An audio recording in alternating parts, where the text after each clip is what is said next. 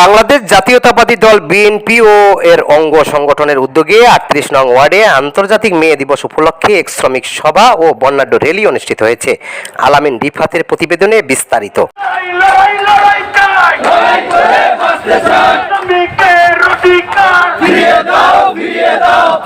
পহেলা মে বিকালে ওয়ার্ডের বিভিন্ন এলাকা থেকে নেতাকর্মী ও শ্রমিকরা মিছিল নিয়ে সমবেত হন।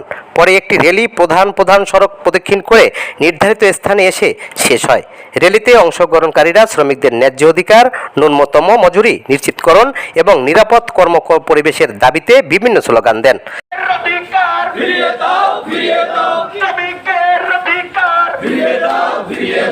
র্যালিতে নেতৃত্ব দেন ৩৮ নং ওয়ার্ড বিএনপির নেতা সমউন আহমেদ সুমন।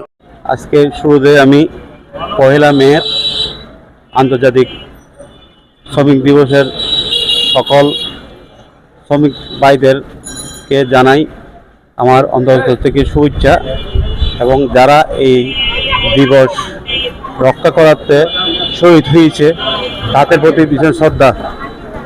আজকে আমরা ৩৮ নম্বর ওয়ার্ডের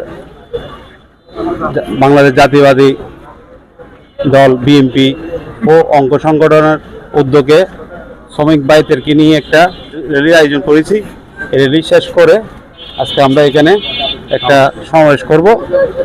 এটা সমাবেশের মাধ্যমে জানাচ্ছি আজকে এই শ্রমিক দিবসটা কী মূল্যায়ন, কী মূল্যবান সম্পদ, এটা প্রত্যেক শ্রমিকদেরকে বুঝতে হবে।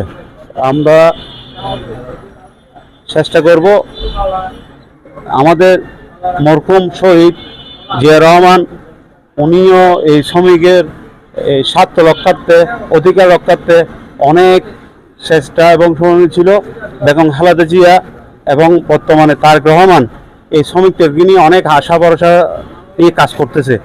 র্যালি শেষে বক্তারা তাদের বক্তব্যে শ্রমিকদের অধিকার প্রতিষ্ঠার ঐক্যবদ্ধ থাকার আহ্বান জানান এবং বর্তমান পরিস্থিতিতে শ্রমজীবী মানুষের নানা সমস্যার কথা তুলে ধরেন।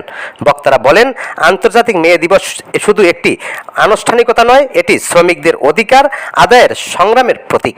তাই সকল শ্রমিকের তাদের অধিকার রক্ষার সচেতন ও সংগঠিত হতে হবে। শ্রমিক দিবস এই উপলক্ষে বাংলাদেশ জাতীয়তাবাদী দল বিএনপি পক্ষ থেকে একটা বর্ণাঢ্য র্যালি আয়োজন করা হয়েছে এবং সমাবেশ। এই আয়োজনের মাধ্যমে জানা যাচ্ছে যে মানে শ্রমিকদের কত মূল্যায়ন, শ্রমিকদেরকে দিয়ে দেশ কিভাবে গঠন হয়, এগুলো যেন শ্রমিকদের মাঝে ছড়াই দিতে পারে এবং জনসাধারণের মাঝে ছড়াই দিতে পারি।